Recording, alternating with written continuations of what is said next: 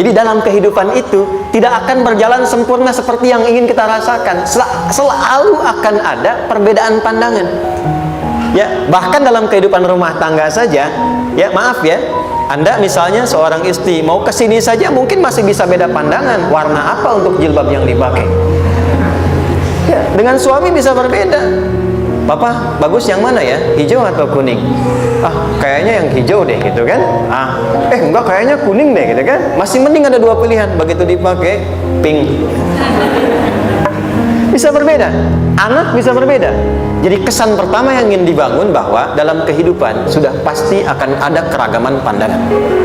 Dan yang kedua, yang tidak normal, keragaman pandangan itu boleh jadi melahirkan tindakan-tindakan yang kontraproduktif. Mungkin akan mendapatkan celaan. Allah dicela, malaikat dicela, Rasul dicela, Nabi dicela, sahabat dicela, tabi'in dicela, ulama dicela. Kita siapa yang mungkin belum menjadi bagian dari orang-orang itu dan ingin bebas dari celaan? Itu mustahil. Jelas sampai sini? Jadi kalau mendapatkan celaan, berbahagialah, berarti kehidupan kita normal. Jelas? Pernah mendapatkan celaan dalam hidup? Halo? Pernah disoal oleh orang lain? Pernah direndahkan oleh orang lain? Nah, Allah tuh memberi kesan kepada kita, jangankan engkau Rasul yang paling mulia saja pernah mendapati itu. Tapi bagaimana seni mendapatkan ketahanan sehingga dalam dicela pun tetap tenang, dalam disoal pun tetap hatinya nyaman. Karena ketenangan itu yang membawa pikiran tenang dan tindakan yang terukur. Dan kadang-kadang ketenangan itu lebih penting bahkan dibandingkan dengan harta yang berlimpah. Seringkali saya berikan perbandingan dari sejak dulu kita belajar kan. Coba pilih mana? Saya yakin masih konsisten. Pilih mana? Kaya tapi gelisah atau miskin tapi tenang. Tidak boleh ada pilihan ketiga, saya tahu itu. Kaya tapi gelisah atau miskin tapi tenang, pilih mana? Ya, saya tahu lah. Kaya tapi tenang. Oke, di fase ini wahyu belum turun. Nabi sudah ngajar, turun wahyu, turun ala-ala, turun beberapa surah. Tiba-tiba ada masa jeda, wahyu belum turun. Sepekan belum turun, sebulan belum turun. Disitulah muncul seakan ada amunisi bagi orang-orang yang tidak senang dengan Nabi, tidak senang dengan ajakan Nabi pada kebaikan. Ini poin yang kedua. Kalau Anda berbuat baik, pasti ada tantangan. Ingat ya, kalau Anda berbuat baik, apapun itu, pasti ada tantangan. Yang menguji konsistensi kebaikan itu apakah serius untuk dilakukan atau tidak. Maka mulai muncul tuduhan. Lihatlah Muhammad dari ditinggalkan sama Tuhan ya. Itu Muhammad udah gila tuh, naik turun bukit, naik turun lagi, kayak orang bengong. Muhammad udah ada beban di pundaknya. Jangankan umatnya, Rasulnya saja yang mengklaim Rasul punya masalah katanya, ya kan? Dan ditinggalkan Tuhannya, kok masih mau ikut Muhammad? Maka dalam keadaan itulah kemudian ditunggu, naik turun, turunlah kemudian dua surah sekaligus, surah 93, surah 94, yaitu surah Ad-Duha dan Al-Insyirah.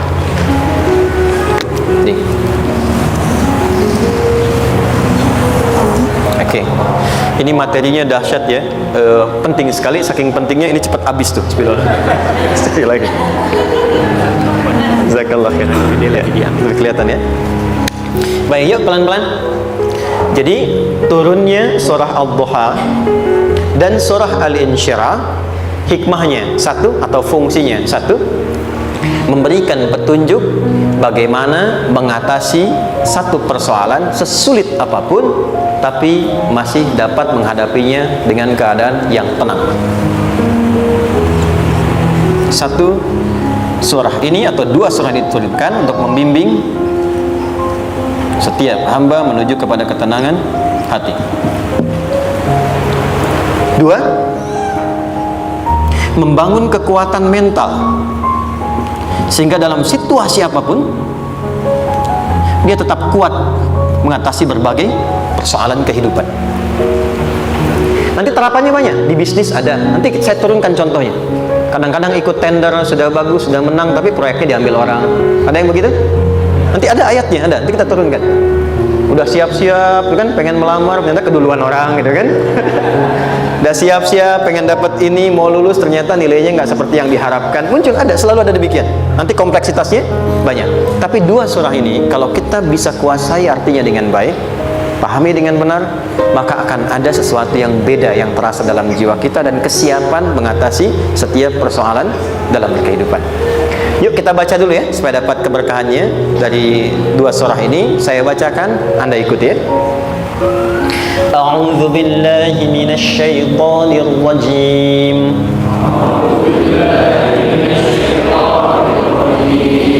Bismillahirrahmanirrahim.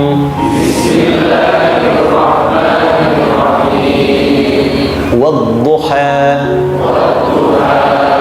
wal-laili idza saja ma wadda'aka rabbuka wa ma qala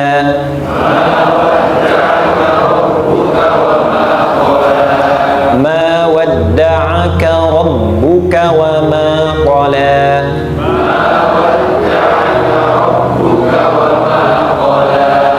walal akhiratu khairul laka minal ula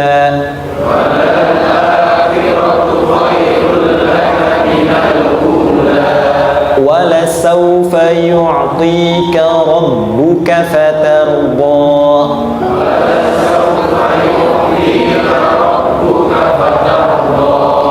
ألم يجدك يتيما فآوى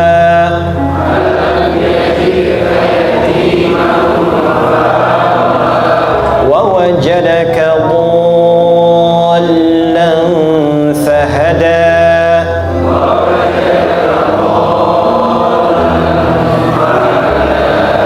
ووجدك عائلا فأغنى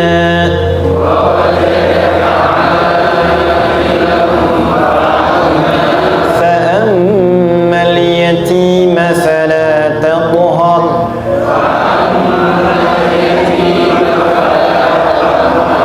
وأما السائل فلا تنهر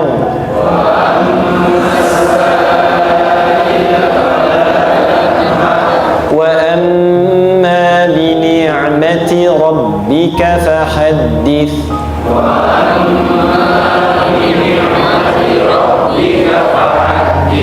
Baik, satu surah dulu, alhamdulillah.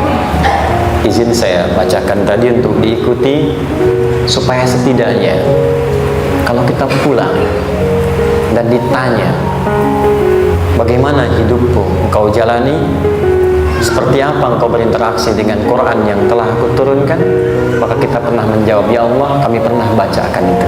Jangan pernah kita berkehidupan sampai wafat dan tidak pernah berinteraksi dengan Quran walaupun sekedar membacanya. Wadduha, aku bersumpah, setiap huruf waw yang berada di awal kalimat di satu surah itu makna utamanya berarti sumpah. Ya, qasam, sumpah. Seringkali diartikan demi, ya. Wal asri, demi masa. Wal fajri, demi waktu fajar. Wal laili, demi malam. Intinya sumpah. Sebentar, pelan-pelan. Kalau Allah menyampaikan sesuatu kepada kita, yakin tidak? Saya ulang, yakin tidak? Serius? Hah? Kalau yakin, kenapa tidak dilakukan? Ya, itu pertanyaan besar ya. Baik, kalau Allah menyampaikan Allah tidak bersumpah pun harusnya kita yakin. Tapi kalau Allah bersumpah dalam kaidah ilmu tafsir, berarti ada sesuatu yang sangat penting, yang saking pentingnya akan sangat dibutuhkan oleh setiap hamba, sehingga diminta setiap hamba itu fokus menyimak apa yang mau disampaikan. Bahkan saking pentingnya menyimak itu, Allah bersumpah. Jelas? Jadi kalau teman-teman menemukan di Quran ada ayat dibuka dengan sumpah, berarti ada kasih Allah yang tinggi yang akan disampaikan di ayat itu sampai meminta kita fokus untuk menyimaknya. Ad-duha, untuk memudahkan maknanya, teman-teman, kalau waktu duha itu jam berapa ya? Oke, sebetulnya dimulai sejak matahari itu mulai naik, yang memantulkan ya, atau menyinari cahayanya itu mulai terasa lembut. Ya, kalau misalnya kita ambil 1,5 jam setelah subuh. Sekarang subuh 4:30 lah, taruhlah 4:30 ya. 1,5 jam berarti jam 6 kan? Nah, itu awal duha tuh. Awal duha. Sampai ke pertengahan kurang lebih 9:30, jam 10. Akhir duha jam 11 sampai menjelang ke zuhur. Awal duhanya disebut dengan syuruk namanya. Syuruk. Jadi syuruk itu awal duha. Kalau sudah jam 6 ada cahaya matahari ya, enak nggak ke tubuh kita itu? Nyaman nggak? Jam 8 enak nggak kalau berjemur ya? Jam 9 enak ya? Nah, ini kata kiasan dalam bahasa Arab. Kalau kita merasakan sesuatu yang enak, nyaman, memberikan manfaat yang banyak, itu orang Arab sering memberikan kiasan dengan waktu-waktu tertentu, diantaranya duha. Jadi kalau kita menemukan kalimat duha, jangan langsung diartikan ke waktu duhanya. Boleh jadi yang diinginkan adalah makna di balik itu, yaitu semua kenikmatan dan kenyamanan yang didapatkan. Cara mengartikan ini, wadduha, aku bersumpah kata Allah, ya Muhammad, demi semua kenikmatan yang kau rasakan dalam hidup, seperti engkau merasakan kenikmatan cahaya duha itu. Jelas? Wal laili idza saja, dan aku bersumpah al-lail, lail itu apa? Malam. Baik, lail turunannya layali, jamaknya lela, lili, lala, itu malam. Jadi kalau ada ibu leli, ibu malam-malam ya. Al-lail. Oke. Lail itu malam. Malam gelap nggak? Gelap. Tapi kalau gelapnya gulita, tidak ada cahayanya, gelap betul gitu, gelap ya. Misalnya sedang kita dapati misalnya satu momentum padam lampu, padam semua, dan pas gerhana misalnya gelap sekali.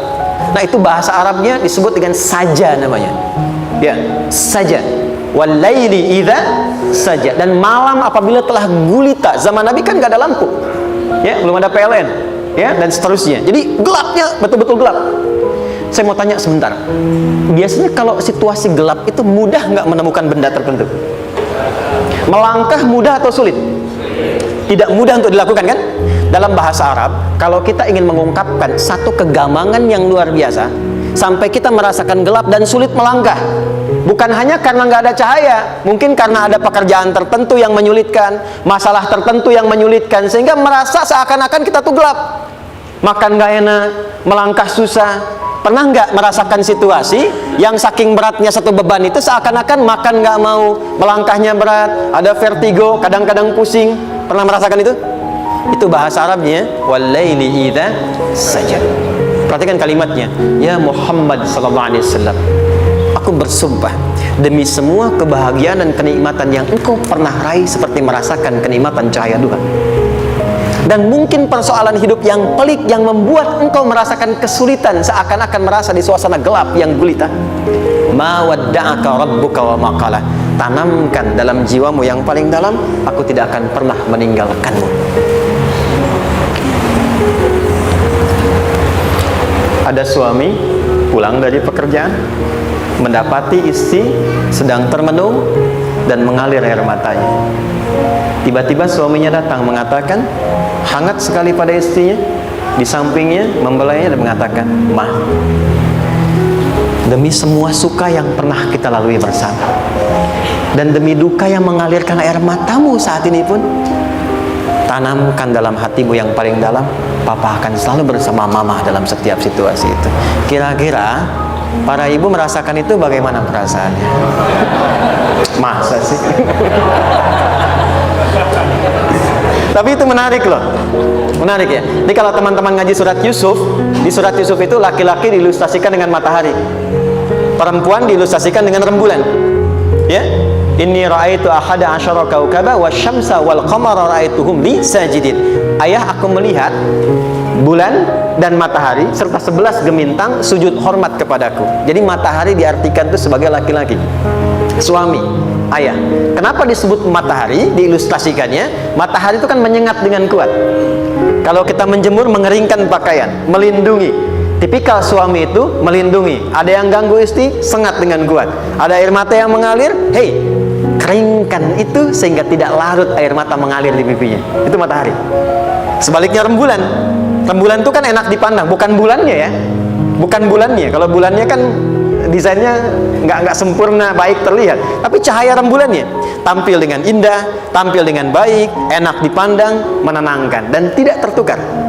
Jangan sampai ada istri jadi matahari, suami jadi rembulan. Jelas ya? Dengan kekuatan bulan aku menghukummu, ya kan? Itu. Oke. Tahan sampai sini, tahan. Lihat baik-baik. Saya berhenti sampai sini dulu.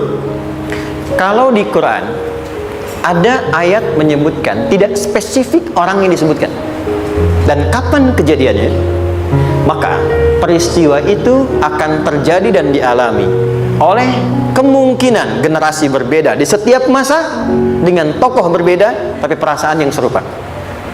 Sebaliknya, kalau disebutkan namanya, jelas identitasnya, kapan kejadiannya, maka peristiwa itu hanya akan menimpa orang tersebut dan tidak akan dialami lagi orang lain setelahnya. Saya tanya dulu yang akhwat, yang perempuan, kenal Maryam? Kenal, bagus. Kenal di mana? Maryam anaknya Imran, mengandung, melahirkan Isa alaihissalam, Yesus Mesias, tanpa disentuh laki-laki manapun. Dan di Quran identitasnya disebutkan langsung, Maryam binti Imran, wa Maryam ibnata Imran. Ini menunjukkan kesan bahwa yang mengandung dan melahirkan tanpa disentuh laki-laki manapun, itu hanya Maryam anaknya Imran. Ingat ya, mengandung, melahirkan tanpa disentuh laki-laki manapun. Bukan mengandung, melahirkan tanpa suami, kalau itu banyak dia. Ya, mengandung, melahirkan tanpa disentuh laki-laki manapun. Hanya Maryam binti Imran. Tapi kalau nggak disebutkan siapa orangnya, kapan kejadiannya, tidak detail disebutkan, ini artinya situasi itu akan dialami kembali oleh orang di masa depan dengan generasi yang berbeda, tapi substansi yang sama. Pertanyaannya, pernahkah kita mengalami situasi yang sulit sampai seakan merasa gelap? Nah, baik, maka adab yang pertama, jika mengalami situasi seberat apapun dalam berkehidupan, maka dekati Allah Subhanahu wa ta'ala. Ini awalnya, dekati Allah. Apalagi kalau ada yang mengatakan ini nggak mungkin, ini nggak akan terjadi, ini nggak bisa. Kalau sudah ada tanda seperti itu tanda langsung dari Allah, supaya Anda diminta langsung mendekat kepada Allah dan tinggalkan semua makhluk. Karena Allah hanya akan mengabulkan langsung kepada Anda tanpa perantara siapapun. Itu yang terjadi pada Nabi Zakaria. Ini nggak mungkin, ini mustahil. Maka beliau langsung memohon kepada Allah dan langsung menyebutkan, ya Allah, saya minta darimu saja, tidak dari yang lain. Maka dikabulkan seketika.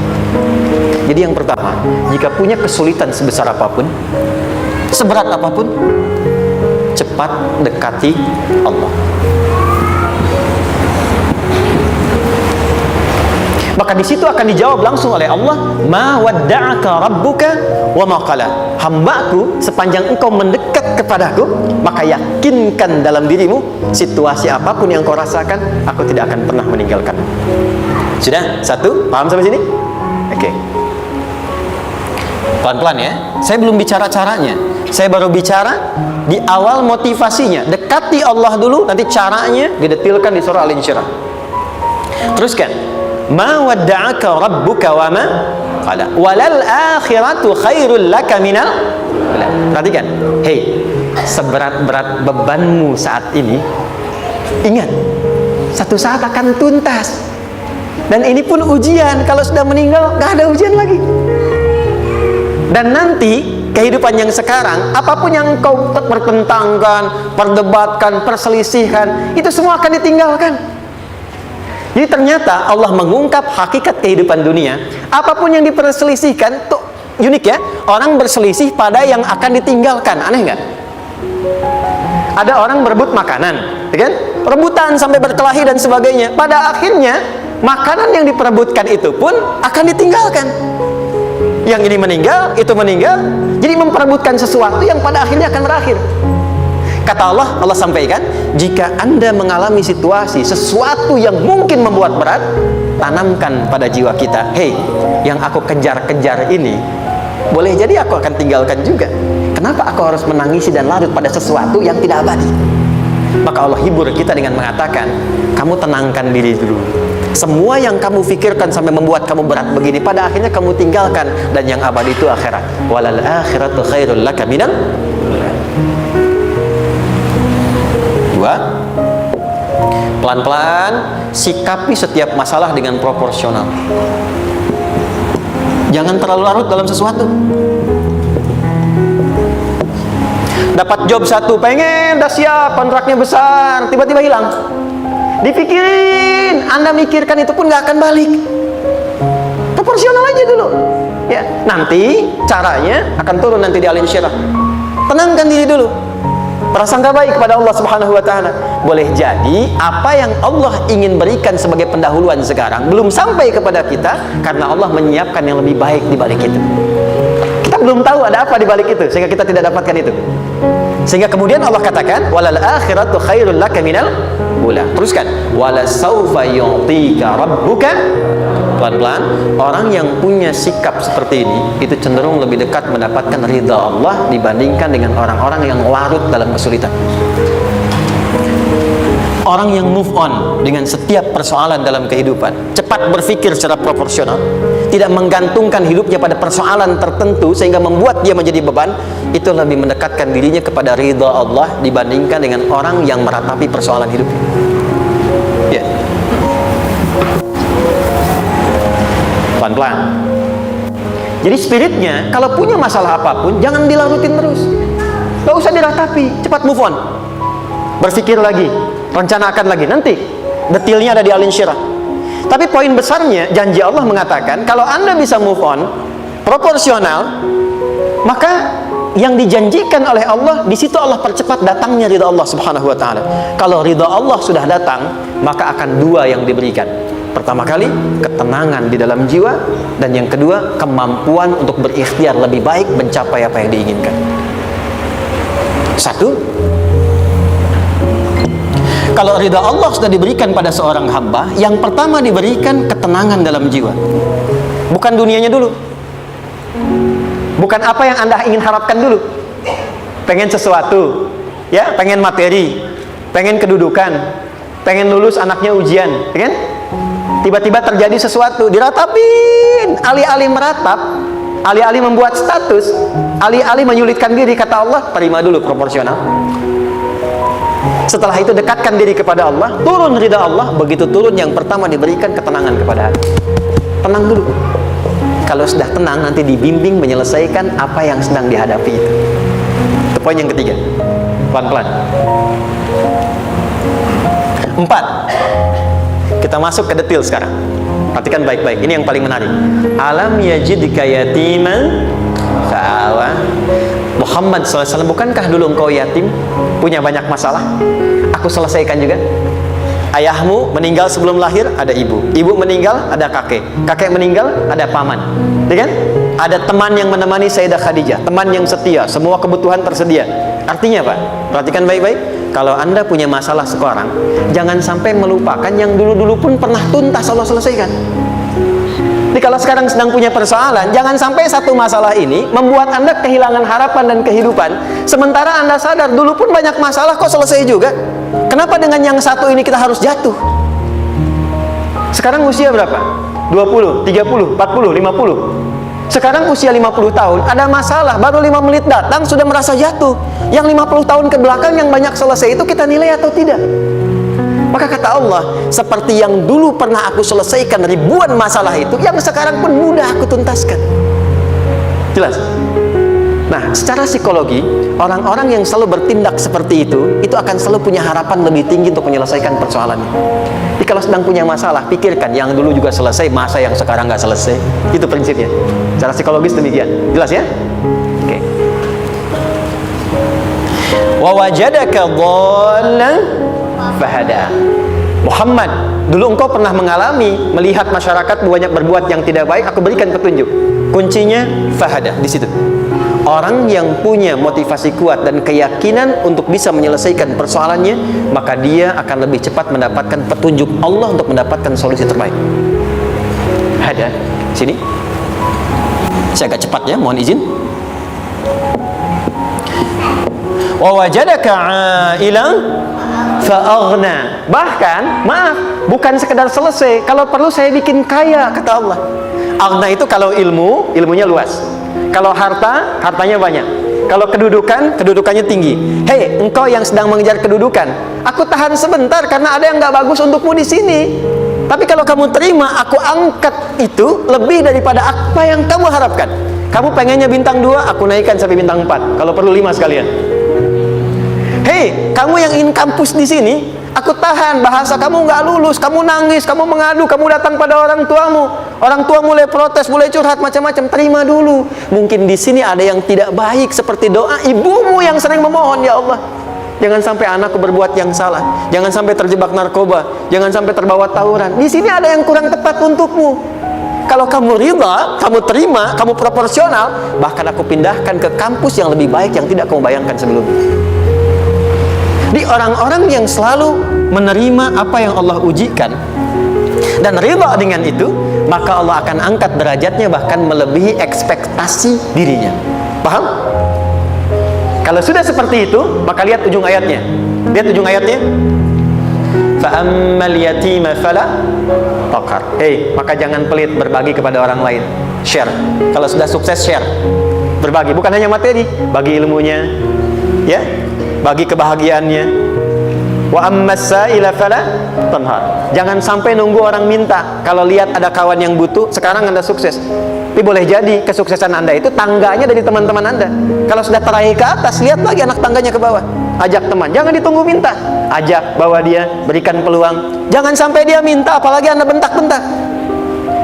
Aku kan yang dulu bantu kamu. Jangan sampai keluar kata-kata itu.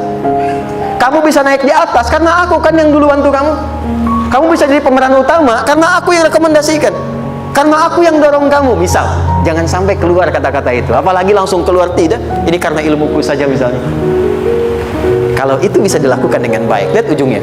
Wa amma bi ni'mati rabbika fahaddits. Maka semua nikmat yang dirasakan akan mudah untuk diimplementasikan dan disyukuri. Jadi semua nikmat itu bukan cuma dirasakan. Jadi membagi semua nikmat itu adalah rasa terbaik untuk menikmatinya. Maaf ya, Anda kalau punya makanan, dimakan sendiri. Dengan dibagi sama-sama, kira-kira rasa nyamannya yang pertama atau yang kedua? Kedua. Makan sendiri, enaknya sendiri kan? Tapi ketika ada teman berbagi dan tahu, oh enak ya, nyaman ya, ada kebahagiaan, ada ngobrol, ada tertawa, ada kebersamaan, itulah inti nikmat yang sesungguhnya. Wa amma bi ni'mati rabbika. Ternyata masalah yang diberikan bukan ingin memberikan beban, tapi ujungnya, endingnya, supaya Anda bisa mendapatkan nikmat berkualitas yang bisa dibagi. Lihat surat Ad-Duha itu jangan cuma lihat awalnya, lihat ujungnya. Ternyata ketika seseorang mendapat masalah seberat apapun, itu bukan ingin membebani, tapi ingin meningkatkan kualitas hidupnya supaya mendapatkan nikmat yang lebih besar dan merasakan nikmatnya itu dengan berbagi. Itu poin. Jadi kalau sampai sini kita paham dan kita beri nama misalnya dengan fikih ujian. Jadi kalau desain ujian ini sistematikanya kita pahami, maka tidak ada alasan untuk mengeluhkan persoalan. Jadi melihat masalah itu bukan sebagai beban, pada akhirnya melihatnya sebagai tangga untuk mencapai kebahagiaan. Jelas sampai sini? Baik, kalau sudah seperti ini, ingin punya masalah atau tidak ingin punya masalah? Tidak. Ingat ya, jadi kalau anak pulang bawa masalah, dilihatnya jangan beban. Oh, Allah ingin menaikkan kualitas pada anak saya, yang dengan itu menjadikan ia mendapatkan nikmat yang belum pernah didapati. Kalau rumah tangga sedang ada masalah, jangan banyak diperseterukan, tapi direnungkan sejenak. Oh, Allah ingin meningkatkan kualitas rumah tangga ini sehingga kita bisa mendapatkan nikmat yang tidak pernah didapati sebelumnya. Makanya nikmat berumah tangga itu yang terbesar selalu bertambah ketika menyelesaikan masalah. Silahkan cek. Kalau sedang ada masalah berseteru kan, tapi setelah selesai kan jadi lebih nikmat ya. Ya, lebih senang lagi, lebih cair lagi, lebih bahagia lagi, lebih mendukung lagi. Ternyata ada nilai-nilai kebaikan yang tersimpan yang belum disadari sepenuhnya. Pertanyaannya, kadang-kadang mudah diucapkan, tapi tidak mudah mempraktekkan. Bagaimana itu semua bisa ditempuh dengan baik sehingga ketika mengalaminya kita bisa tenang menghadapinya. Maka turunlah surah Al-Insyirah. Saya cepat.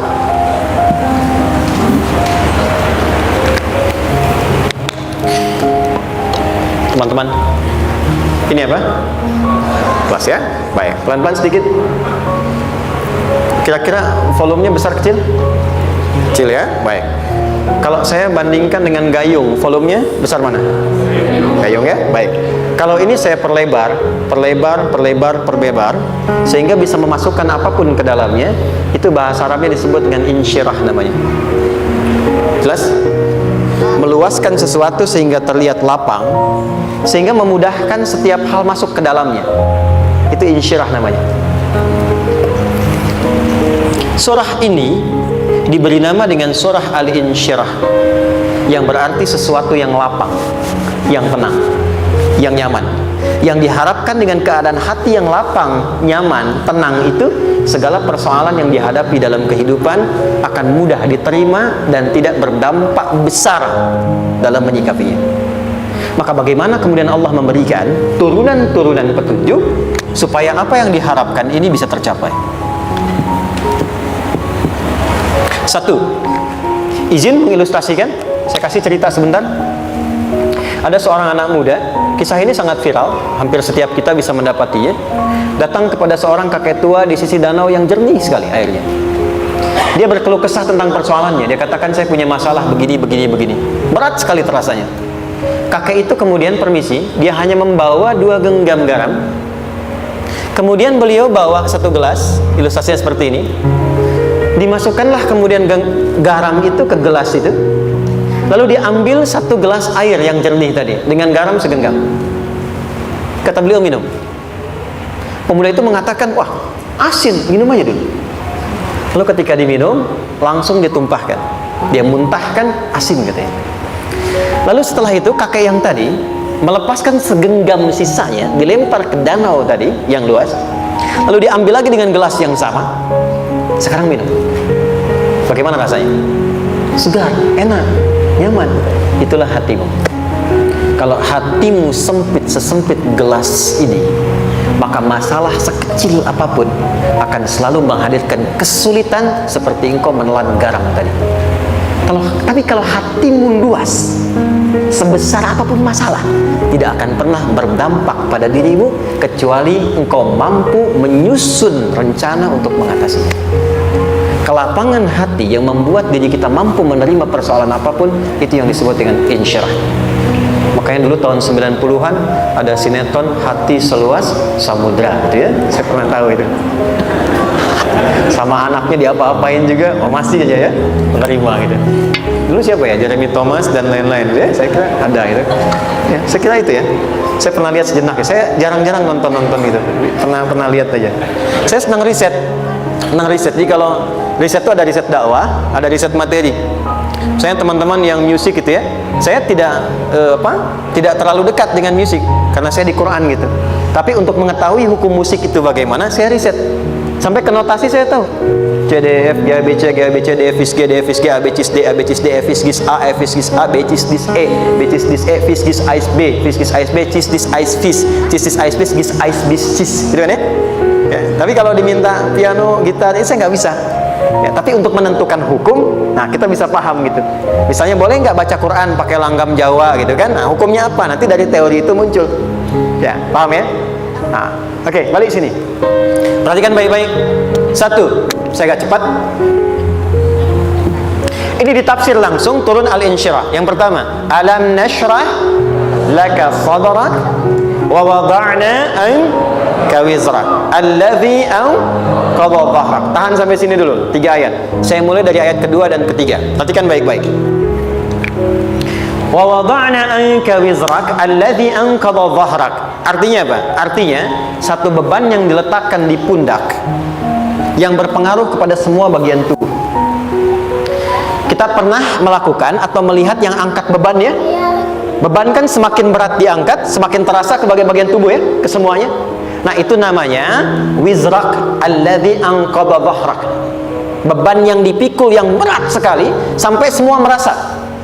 Makanya jadi satu ungkapan dengan mengatakan dia sedang memikul beban yang sangat berat. Sampai kepalanya pusing, tidur nggak nyaman, miring kanan, miring kiri. Itu namanya ya alladzi anqadha dhahrak. 1. Saya percepat, akan ada satu masa dalam hidup setiap hamba merasakan satu persoalan yang seakan-akan beban berat yang dipikul sampai merasa kesulitan dari ujung kepala sampai ujung kaki. Siapapun itu. Jujur ya, setiap kita tanyakan pada diri sendiri. Setiap kita yang ada di sini, saya yakin pasti pernah atau bahkan akan mengalami satu peristiwa yang merasakan beban berat sampai seakan-akan ujung kepala sampai ujung kaki merasakan sakitnya. Ada yang sudah mengalami atau bahkan nanti akan ada yang melalui. Perhatikan baik-baik. Teruskan ayatnya. Wa rafa'na laka. Perhatikan. Kalau ada yang sedang merasakan itu, yakinlah kata Allah, pada saat itu sesungguhnya Allah sedang mengangkat derajatnya dan meningkatkan kualitas hidupnya untuk mencapai sesuatu yang istimewa yang belum pernah diraihnya. Dari sini kita buat persamaan. Ujian, tadi kan, berbanding lurus dengan harapan, banding lurus dengan solusi nanti pada akhirnya. Fokus. Lulus di sini, insya Allah setiap persoalan akan lebih mudah untuk diatasi. Ujian, seberat apapun yang sedang kita alami, tidak akan pernah diberikan kepada kita oleh Allah, kecuali ternyata hikmahnya untuk mengabulkan harapan-harapan besar yang sebetulnya kita mintakan. Jujur ya, setiap kita kan sering punya permohonan ya, sering berdoa ya, ya Allah minta ini, minta itu, minta ini, minta itu, gitu kan? Nah, cara Allah mengabulkan harapan kita itu, yang pertama, jalurnya lewat ujian. Karena semua kesuksesan itu desain dasarnya adalah melewati ujian. Coba, anak-anak kita yang sedang sekolah itu, apa mungkin diwisuda dengan penuh kebahagiaan kalau nggak mengalami ujian? Lewat ujian dulu kan? Dia belajar dulu, ujian dulu, ngatasin soal dulu, lulus, baru wisuda. Apakah mungkin akan dapat IPK 4 yang diharapkan kalau tidak mengalami ujian? Belajar dulu, ya kan? Ada waktu, sempat dia bangun malam, siang, dan seterusnya, belajar, keringat, dan sebagainya, baru bahagia kan? Dan ternyata belajar itu untuk diwisuda. Sebab kalau kita tidak belajar, mustahil dapat wisuda. Kalau tidak lewat ujian, mustahil dapat ijazah. Karena ternyata harapan itu, hukum dasarnya dalam berkehidupan, bisa diraih dengan melewati ujian. Ini poinnya. Jadi mohon, kalau sedang mengalami sebuah peristiwa dan kita harus menghadapi itu, coba renungkan, sebetulnya pernah berdoa apa sampai kita mengalami itu, sehingga dengan jalan itulah sebetulnya Allah ingin mengabulkan harapan yang dulu pernah kita mintakan. Jelas? Oke, satu. Yuk turunkan rumusnya pelan-pelan. Quran surah kedua ayat 286. Ini kesini dulu, baru nanti kita balik lagi. 2 Al-Baqarah ayat 286. La yukallifullahu nafsan illa wus'aha. Tahan sampai sini. Lihat baik-baik. Hukum yang pertama. Hukum pertama. Allah tidak mungkin menguji seorang hamba di luar batas kemampuannya. Di kaidah yang pertama tadi, kalau kita sedang diuji, sebetulnya ada harapan dan doa yang pernah kita mohonkan dan Allah ingin mengabulkan itu, jalan pertama lewat ujian. Tapi adilnya Allah, tidak akan pernah kita diuji kecuali sesuai dengan kemampuan kita. Jadi kalau nggak mampu, nggak mungkin diberikan ujian. Ingat ya, kalau tidak mampu, tidak mungkin diberikan ujian. Artinya harapan yang kita mohonkan pun akan sesuai dengan kemampuan kita. Jadi kalau kita minta sesuatu nggak mungkin bisa menggunakannya, nggak akan dikasih. Nah, balik ke sini untuk memberikan ketenangan kepada hati kita. Kalau sedang menerima persoalan, setelah kita mengatakan, oh ini mungkin ada harapan yang ingin saya dapatkan, jalannya lewat sini. Untuk memberikan ketenangan kepada hati, begitu persoalannya tiba, langsung katakan pada diri kita, saya pasti bisa menjalaninya. Mustahil saya diuji kalau nggak mampu menjalaninya. Itu bahasa singkatnya. Ingat ya, kalau ingin mudah menyelesaikan persoalan, kata Quran, setiap ada ujian, langsung katakan pada hati kita, insya Allah bisa. Nggak mungkin saya diuji kalau saya nggak sanggup. Jelas? Dan tanamkan itu pada hati yang paling dalam. Ini nggak mudah. Kalau cuma disimpan di pikiran, jadi beban. Tapi kalau Anda tanamkan dalam hati, seberat apapun masalahnya, pasti saya sanggup, pasti saya bisa. Pernah lihat dulu ada acara 90-an Benteng Hattori? Oke? Benteng Takeshi ya? Takeshi ya? Itu kan artinya kan bisa jawab ya. Saya tahu Ninja Hattori mendaki gunung, lewati lembah, ya tahu ya. Son Goku, Son Gohan, saya tahu itu. Son Goku, Kamehameha, Piccolo itu yang nulisnya Suzuki Watanabe, saya tahu itu. Benteng Hattori, balik lagi ya. Benteng Takeshi ya. Puncaknya kan main pakai itu kan, pakai tanknya dan sebagainya. Tapi pernah ingat gak satu episode itu? Begitu akan bertarung, kan selalu ada motivator di sampingnya itu mengatakan, ayo kamu bisa, gitu kan? Coba namanya. Dia nggak ngaji Quran tuh, kita punya ayatnya. Pernah nggak? Buka lagi ya dulu ya. Oke. Korea, kenapa bisa nyusul Jepang? Salah satunya, waktu Jepang itu maju, setiap di Korea itu ditanamkan dari mulai anak-anak TK-nya. Kita harus lebih daripada Jepang. Sejak anak-anaknya TK. Itu ditanamkan betul. Kita bisa, kita dari TK. Sehingga ketika di sana bikin Honda, sini Hyundai. Hyundai kan dibacanya Hyundai, ya kan? Sana Honda, sini Hyundai gitu. Di apapun yang dibuat Jepang, Korea harus lebih unggul. Itu ditanamkan dari awal. Bisa. Kita itu sekarang punya ayatnya. Jadi kalau sedang punya masalah seberat apapun, katakan pada diri kita, insya Allah bisa. Gak mungkin diuji kalau nggak sanggup. Bisa insya Allah. Bisa. Kenapa mah? Bisa. Jelas? Oke, sudah di situ teruskan, lanjutkan. Warafa'na laka dzikra. Teruskan. Fa inna ma'al usri. Nah, ini poin terbesarnya. Fa inna ma'al usri yusra. Fa huruf yang menunjukkan sesuatu berlangsung dengan cepat. Inna di ilmu nahwunya berbunyi begini, di gramatikal bahasa Arab. Harfu nasbin wa taukidin, tansibul isma wa tarfa'ul khabara, mabniyun 'alal fathi, la mahalla lahu min al-i'rab. Paham? Tidak. Inna huruf yang digunakan untuk menguatkan informasi agar ditancapkan ke dalam hati sekuat-kuatnya dan jangan pernah ragu. Jadi kalau orang Arab tuh nancapkan tongkat begini dan kuat, tidak goyah, itu nasab namanya. Nasabar rajul asam fil ardi. Inna ini harfu nasab. Jadi kalau ada di Quran dibuka informasinya dengan inna, maksudnya begini, hei, tancapkan informasi dalam hatimu dengan kuat, jangan pernah ragu. Yakinkan pada dirimu. Apa yang harus diyakinkan? Ma'al usri yusra. Inna ma'al usri yusra. Usrun sama dengan yusrun. Mari ke sini. Oke. Apa artinya usrun? Sulit. Oke. Sulit itu ada dua. Ada sa'bun, ada usrun. Kalau kesulitan yang relatif, kata si A sulit, si B mudah, itu sa'bun namanya. Contoh, kata si fulan bahasa Jepang susah. Padahal kata yang lain tidak. Saya ke Jepang, anak-anak kecil begini bisa bahasa Jepang gitu kan? Bagi mereka mudah gitu ya. Saking mudahnya gitu. Atau shiwa gitu. Anak-anak kecil, bagi mereka mudah, bagi kita belum tentu. Itu sa'bun. Innal lughatal yabaniyah sa'bah. Relatif.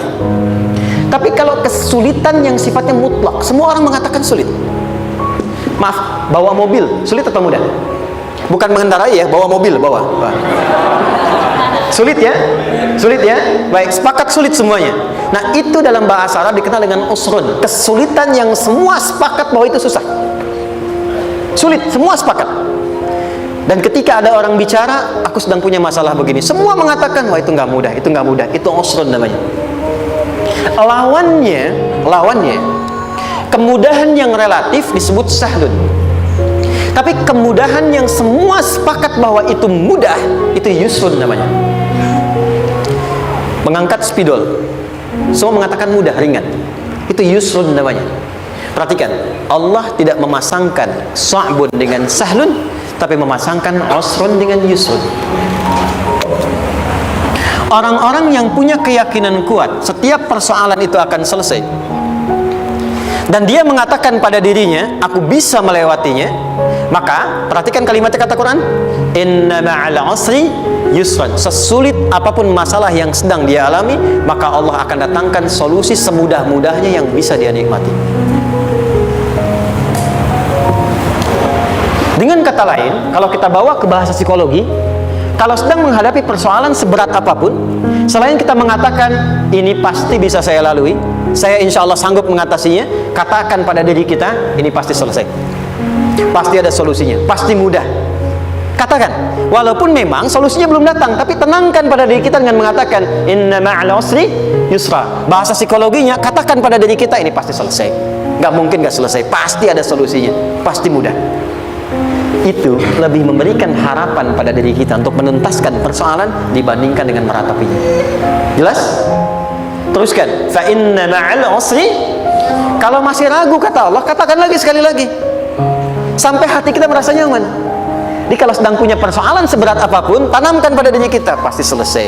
Belum nampak, insya Allah pasti selesai. Gak mungkin diuji kalau nggak ada solusi. Itu lebih memberikan harapan. Setelah itu, faida faraghta, mitigasi masalahnya, mitigasi persoalannya. Tuliskan, ini masalahnya apa? Rumah tangga, apa saja misalnya. Dia ada suami, ada istri, ada anak-anak. Masalah ada di mana?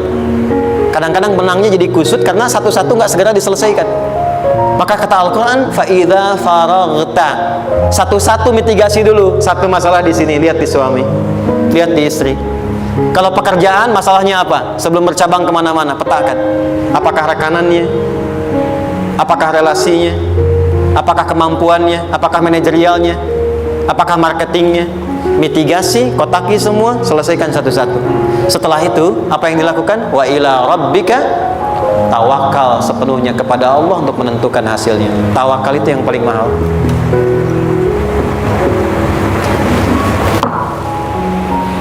Anda kalau nggak punya kepasrahan, stres. Karena selalu memikirkan apa yang mau dikerjakan dan selalu orientasi pada hasil. Kita punya tawakal. Kalau kita mampu menyerahkan sesuatu, gini. Di sini ada orang yang paling jago misalnya main basket. Ada pertandingan basket. Begitu dibuka, udah tim musyawarah serahkan aja pada si Fulan. Kan? Dia yang paling jago, dia. Bukankah dengan menyerahkan itu bukan hanya kita berikan sebuah tugas, kan? Tapi dengan itu ada kelapangan tersendiri kan? Yakinlah sukses, dia paling hebat. Pernah ada perasaan gitu? Sekarang, siapa yang paling mampu menguasai? Siapa yang paling hebat menyelesaikan segala hal? Siapa yang punya segalanya? Bukankah Allah? Orang-orang yang punya tingkat tawakal yang tinggi, maka satu, dia akan lebih stabil keadaan mentalnya dan tidak akan pernah gelisah dengan kekecewaan. Nggak ada kecewa. Karena tawakal itu kalau sudah kepasrahan pasti menerima hasil. Kalau sudah tawakal, terserah Allah tetapkan apa saja. Mau dapat sekarang, dapat besok, dapat nanti. Puncak yang paling tinggi, tugasmu hanya berikhtiar semampu yang bisa dilakukan. Selanjutnya biarkan Allah menetapkan apa yang menjadi bagian dari maslahat kehidupan kita. Saya tutup. Cara Allah menjawab harapan kita ada 3. 1, memberi langsung apa yang kita mintakan. 2, menunda itu sampai kita siap menerimanya. 3, mengganti apa yang kita inginkan dengan apa yang kita butuhkan. Saya ulang ya. 1, memberi langsung apa yang kita mohonkan. Misal, ya Allah saya ingin A misalnya, anak saya pengen ke ITB. Tapi nggak mungkin tiba-tiba langsung masuk ITB kan? Pasti lewat ini dulu kan? Ada ujian dulu, ikut tes dan seterusnya diterima sesuai. 2, kadang menunda sesuatu sampai dia sanggup menjalaninya. Anda punya anak usia 5 tahun, pengen diberikan motor, Anda mampu untuk memberi motor, dikasih nggak? Tidak. Sampai dia sanggup mengendarai motor, baru Anda berikan. Terkadang ada yang kita minta sekarang, tidak didapati sekarang, tapi ternyata tahun depan kita dapat. Kita harus sadar bahwa anugerah yang kita dapatkan tahun depan itu sebetulnya adalah hasil doa kita di tahun ini. Pernah dengar nggak kisah viral? Nabi itu berdoa baru dikabulkan setahun setengah, setahun 6 bulan. Padahal itu Nabi loh. Kiblat pertama kita kemana? Palestina kan? Baitul Maqdis kan? Nabi berdoa, mohon terus nengok ke langit. Al-Baqarah 144, minta, jawabannya turun setelah setahun setengah, setahun 6 bulan. Ada yang mengatakan di tafsir setahun 8 bulan, baru dikabulkan setelah setahun setengah. Padahal kurang soleh apa Nabi? Nabinya siap, mungkin umatnya yang belum siap. Nabinya siap, tapi ada tantangan di masyarakat yang tidak mudah, yang mungkin bisa meruntuhkan dakwah. Baru dikabulkan setahun setengah, ketika semua umatnya sudah bisa siap menerima itu. Boleh jadi apa yang diminta orang tua sekarang, terkabulnya mungkin belasan puluhan tahun pada anaknya yang nomor sekian. Tahu Imam Syafi'i? Imam Syafi'i itu kan nama aslinya Muhammad, bapaknya Idris, kakek yang ke atas yang ketiga namanya Syafi'i. Kenapa disebut Imam Syafi'i? Dinisbatkan pada kakek yang ke atasnya. Ternyata kakeknya ini seorang ulama besar, saleh, memohon kepada Allah, setiap di keturunannya ada yang bisa menggantikan lebih soleh, lebih baik lagi. Ternyata yang didapatkan bukan dari anaknya, tapi generasi keturunan yang kesekian. Anda belum sekarang bisa hafal Quran, misalnya Anda bermohon, berdoa, boleh jadi yang hafal mungkin bukan di anak, bisa di cucu, bisa di bagian keluarga yang lain. Maka terkadang tawakal itu tidak hanya memberikan hasil yang cepat, tapi memberikan keindahan yang terasa tertunda, tapi melengkapi kebahagiaan yang dirasakan. Penutupnya, boleh jadi minta ke ITB, diterimanya di Unpad. Minta motor, dapatnya mobil. Kalau itu senang, luar biasa. Minta mobil, dapatnya motor, gitu kan? Ternyata kadang-kadang di sini yang terakhir saya tutup, Allah mengabulkan apa yang kita butuhkan, bukan apa yang kita inginkan. Anak Anda sakit, dibawa ke dokter, kata dokter jangan dulu makan jeruk. Maka Anda pulang, dia minta jeruk, Anda berikan apel. Saya nggak mau apel mah, saya pengennya jeruk. Gak apa-apa nak, ini apel rasa jeruk misalnya kan, Anda berikan. Ternyata apa? Bukan ingin menyakiti dan tidak mengabulkan keinginan anak, tapi lebih memberikan apa yang dia butuh. Kadang-kadang maaf ya, teman-teman mintanya proyek A, udah capek di situ nggak dapat, dapatnya di yang lain. Teman-teman, itu Allah berikan sebetulnya hasil ikhtiar Anda yang sebelumnya, cuma dikasih yang lebih baik yang tidak Anda pernah bayangkan maslahat.